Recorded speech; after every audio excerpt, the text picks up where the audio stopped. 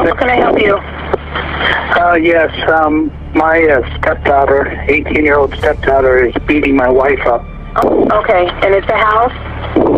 It's a house. And you said your stepdaughter's 18? She's 18. Okay. And it's physical? It's physical, yes. Okay. Has anybody been drinking or doing drugs? Not that I'm aware of. Any weapons involved? They're in the bathroom, so I can't tell. Okay. Anybody, does anybody need the paramedics? That I don't know. They're locked off in the bathroom. Okay. What are you hearing at this time? What do you hear? I hear her yelling for God to help her. It was August 28th, 2013, around 10:05 p.m., when the Aurora Police Dispatch Center got a call that would change everything. Ryan Hoy was the one who called 911 from his home at 2624 South Lima Street in Aurora, Colorado. Ryan's house was probably like many other homes on that street, quiet with a few lights on, maybe a car parked out front. But inside, it was a different story. Ryan sounded really worried on the phone. He said his wife and stepdaughter were in the bathroom and he saw blood coming out from under the door. He tried to open the door, but it wouldn't budge. It was jammed or locked, and he couldn't get inside to see what was happening. Ryan kept saying he thought his wife was hurt and that the blood kept coming. The dispatcher told Ryan to stay calm and that help was on the way. This moment, frozen in time, would be the beginning of a long and difficult journey for Ryan and his family. Now, earlier that same day, the police had already been to the house. Yoonmi Hoy, Ryan's wife, had called them for a welfare check. She was particularly concerned because her daughter, Isabella Guzman, had threatened to harm her. When the officers arrived for the welfare check, they talked to both Yoonmi and Isabella. It was clear that there were some serious family problems going on. The officers tried to help them work things out, and it seemed like the issue was resolved for the time being. Now, back to the night of August 28, 2013. Ryan Hoy was still on the phone with the dispatcher, trying desperately to open the bathroom door. He was terrified and frantic. When he finally managed to get the door open, what he saw was horrifying. His wife, Yoonmi, was dead. Her throat had been slashed and there was blood everywhere. Ryan saw Isabella standing there with a knife in her hand. He quickly told the dispatcher what he saw. Isabella then moved to the backyard, still holding the knife. Ryan was in shock, but he stayed on the phone, trying to follow the dispatcher's instructions. The dispatcher told Ryan to try and perform CPR on his wife. Even though he was probably shaking and scared out of his mind, Ryan tried to save Yoonmi. He did everything he could until the officers arrived at around 10:16 p.m. So after that, Sergeant Sean Mitchell arrived on the scene with other officers. They knew it was a serious situation. Sergeant Mitchell went straight to the front door, where he found Ryan Hoy, who had blood all over his hands, shorts, and shirt. Ryan told Sergeant Mitchell that his stepdaughter, Isabella Guzman, had run away from the house with a knife. Sergeant Mitchell and the other officers quickly did a protective sweep of the house. They needed to make sure no one else was in danger. They couldn't find Isabella anywhere in the house, but they found Yoonmi Hoy lying on the floor in the upstairs bedroom. Yoonmi was lying on her back, and she wasn't wearing any clothes. There was a huge cut across her throat. The floor was covered in blood, and next to her was a baseball bat that was also covered in blood. It was a gruesome sight. Paramedics from the Aurora Fire Department showed up soon after. They took one look at Yoonmi's injuries and knew it was bad. They called Dr. Sasu at the Medical Center of Aurora South. At 10:28 p.m., Dr. Sasu pronounced Yoonmi Hoy dead. Now, by the time the police arrived, Isabella Guzman had already run away.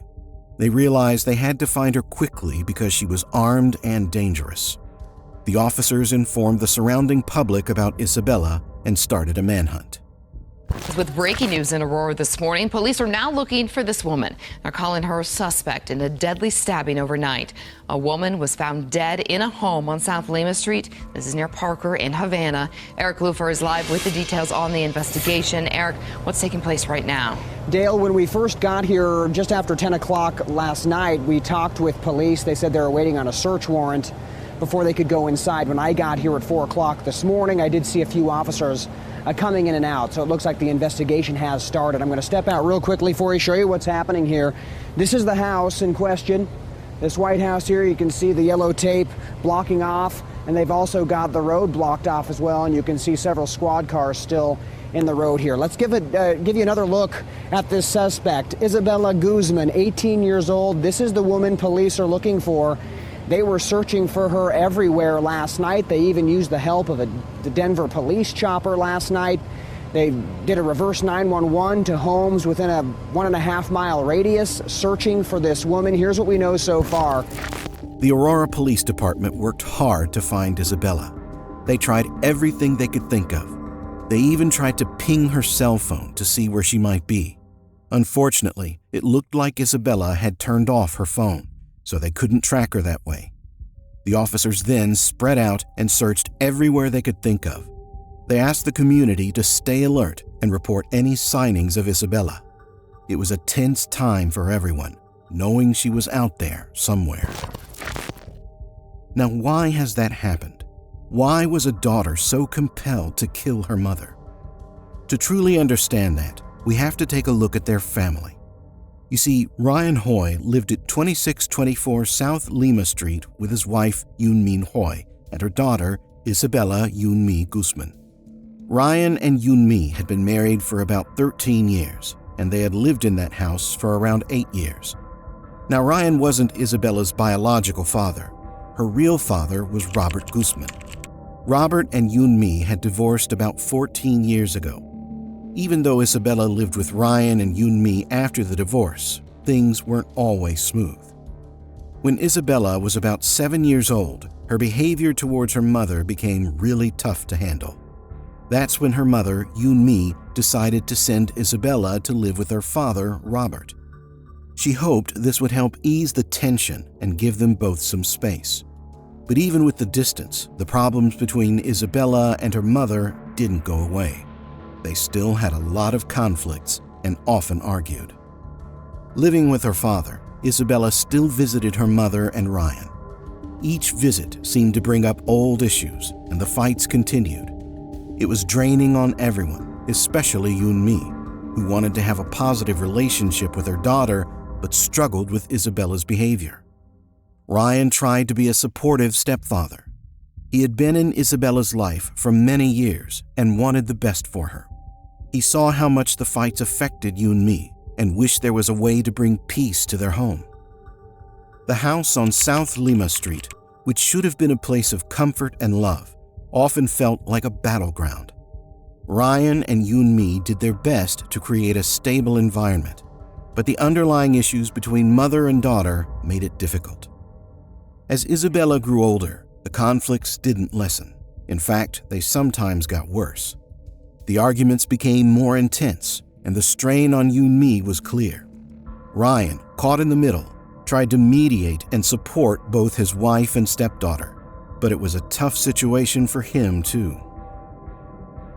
So after that, things got even more tense in the house.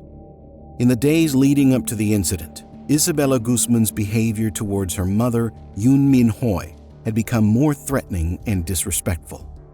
On Tuesday, August 27, 2013, Isabella yelled at her mom and even spit in her face. This made Yunmi really scared. She told Ryan about what happened and asked him to sleep in her bedroom that night. She didn't feel safe alone. When Ryan woke up on Wednesday, August 28, 2013, Yunmi showed him an email that Isabella had sent to her. The email came to Yunmi's cell phone and contained a threatening message that said something like, "You will pay." This email made Yunmi even more frightened of her daughter. That's when she decided to call the police later that day. The police came to the house and talked to both Yunmi and Isabella. They warned Isabella that her mother had the right to throw her out of the house because of her behavior. After the officers left, Isabella seemed quiet. She went to her bedroom and stayed there for the rest of the evening. Yoon-mi went back to work for the rest of the day.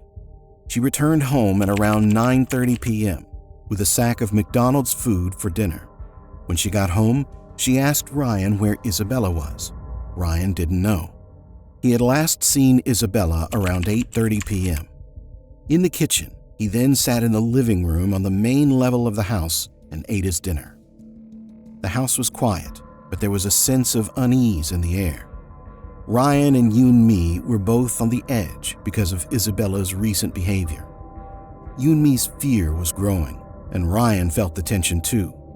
They both hoped that the police visit had made an impact on Isabella, but they couldn't be sure. So after that, Yoon-mi Hoi told Ryan she was going to shower and went upstairs to the bathroom.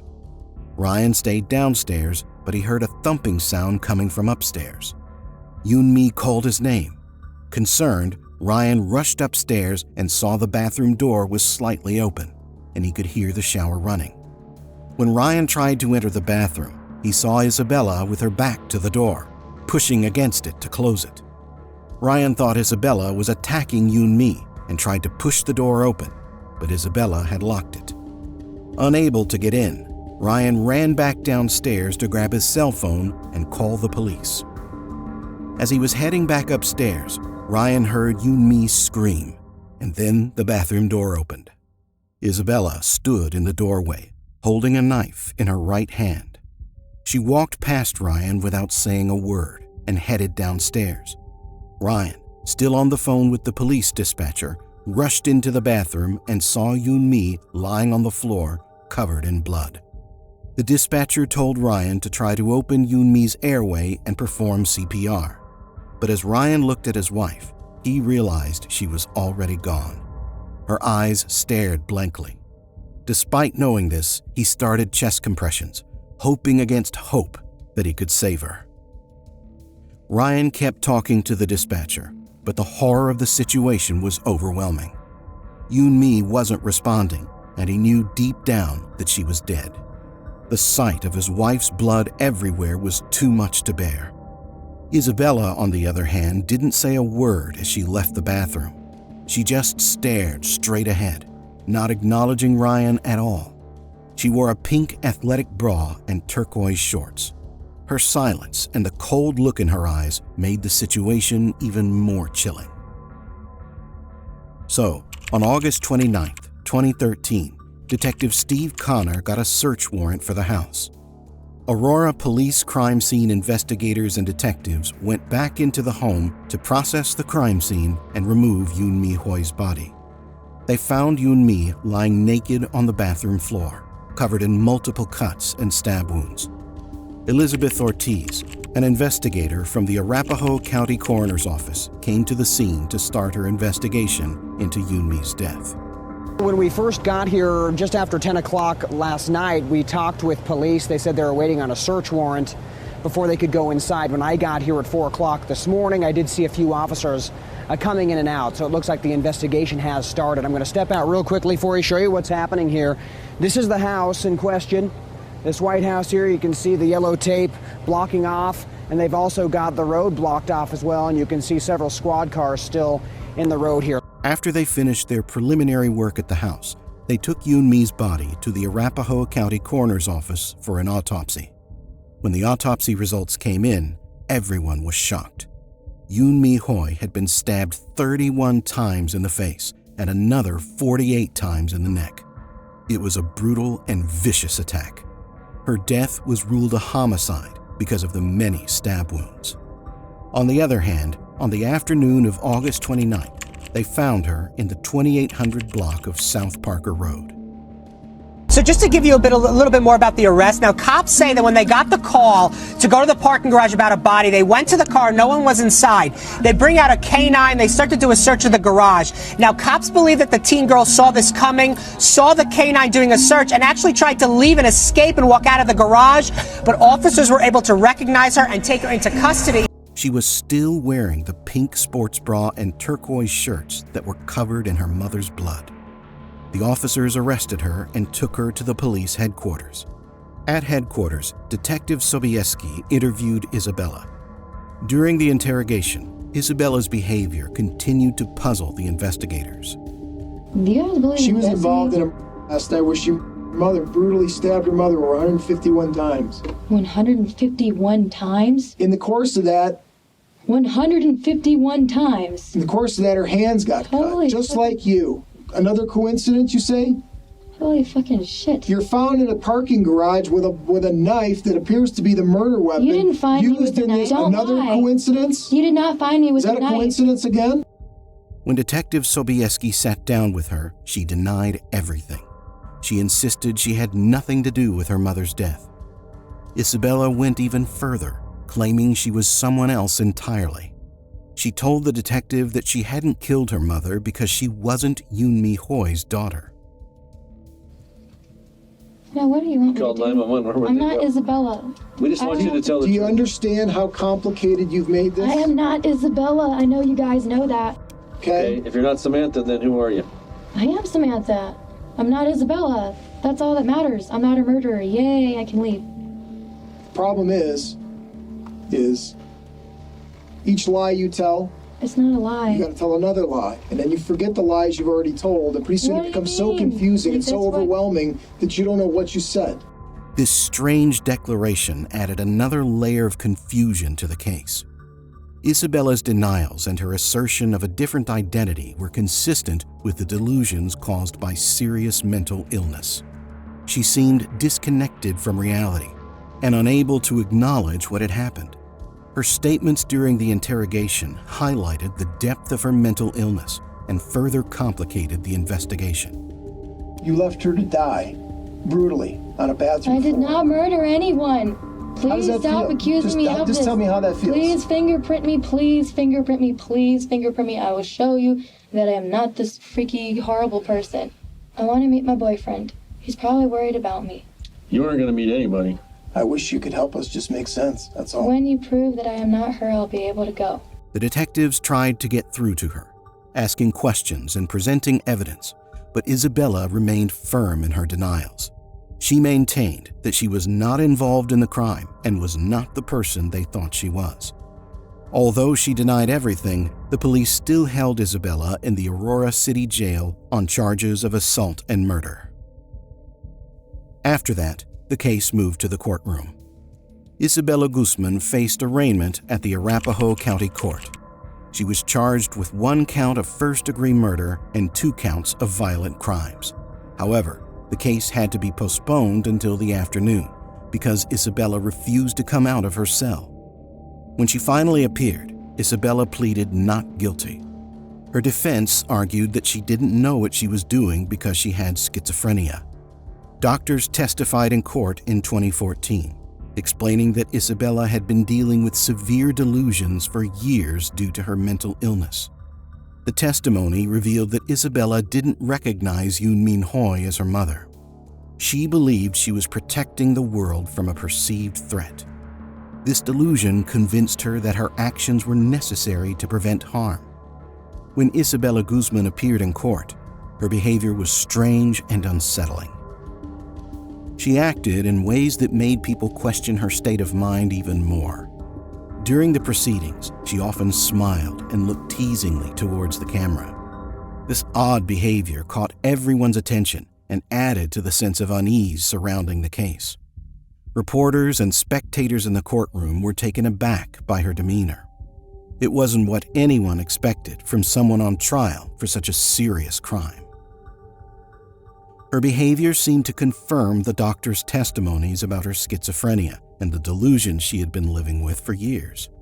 The judge and jury watched as Isabella continued to act in ways that were far from normal. Her smiles and gestures towards the camera were unsettling, reinforcing the defense's argument that she was not in her right mind during the crime. This behavior played a significant role in shaping the court's understanding of her mental state and ultimately influenced the outcome of the trial. Given this evidence, The judge was convinced that Isabella did not commit the crime intentionally. She didn't understand right from wrong because of her significant mental health issues. The judge decided that prison was not the right place for her. The judge instead sent Isabella to Pueblo State Hospital for treatment. The court ruled that she would stay there until she was no longer a threat to herself or the community. This decision aimed to ensure she got the help she needed while protecting everyone else. A Colorado woman who stabbed her mother 79 times inside their home in Aurora, killing her, won a round in her bid for eventual freedom. Isabella Guzman was found not guilty by reason of insanity and has spent the past 7 years at the state hospital in Pueblo. Last November, Guzman told CBS 4 in a virtual interview she's on medication and has had her sanity restored. I was not myself when I did that, and I have since been restored to full health. If I could change it or if I could take it back, I would. At Pueblo State Hospital, Isabella received treatment. The doctors and staff worked with her to manage her schizophrenia and help her understand her actions. The goal was to get her to a point where she could safely rejoin society. And if you're wondering about Isabella Guzman's medical condition and where she is now, Isabella has schizophrenia, a serious mental disorder that affects how she perceives reality. This condition causes her to experience hallucinations and delusions, which makes her thinking and behavior very disorganized. Because of this, she struggles with daily life and needs ongoing treatment. As of 2024, Isabella is still at the Colorado Mental Health Institute. She has been there for more than 10 years now and has not been released yet. Her mental health needs to be thoroughly evaluated and approved by both the hospital and the court before she can leave. Back in November 2020, Isabella spoke to a reporter named Brian Mass and expressed that she felt she had healed and wanted her freedom. She also talked about the abuse she suffered at home, which she said led to many fights. Isabella mentioned that the abuse got worse when she decided to leave her parents' faith, Jehovah's Witnesses. The decision caused a lot of tension in the household. In June 2021, the hospital allowed Isabella to leave temporarily for therapy sessions. This was a step towards her recovery, but it didn't mean she was ready to be released completely. A judge has now ruled she can leave the state hospital for group therapy and other types of therapy. She will be required to wear a GPS tracker. She still needed to show that she could manage her condition and not be a danger to herself or others. Today, Isabella remains at the Colorado Mental Health Institute in Pueblo. She lives with the memory of what she did when she was just 18 years old. I'm not mentally ill anymore. I'm not a danger to myself or others. The institute is now her home, a place where she continues to receive the treatment she needs. The case of Isabella Guzman is a stark reminder of the challenges that come with severe mental illness. Schizophrenia is not something that can be cured easily. It requires lifelong management. For Isabella, this has meant years in a mental health facility, working towards stability and understanding her condition. Isabella's story also highlights the importance of addressing mental health issues early and providing the necessary support. Her journey has been a difficult one, filled with pain and struggle. The hope is that with continued treatment, she can find some peace and perhaps one day rejoin society.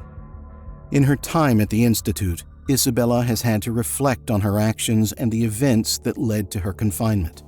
It's a heavy burden to carry, but it's also a part of her path to healing. And with this, we reach the end of this tragic and complex story. We hope this video has given you a better understanding of the events and the profound challenges that come with mental health issues. If you found this story insightful, please hit the like button and share your thoughts in the comments below. Don't forget to subscribe to our channel for more such in-depth crime stories and documentaries. By subscribing, you'll stay up to date on all of our latest content. Thank you for watching.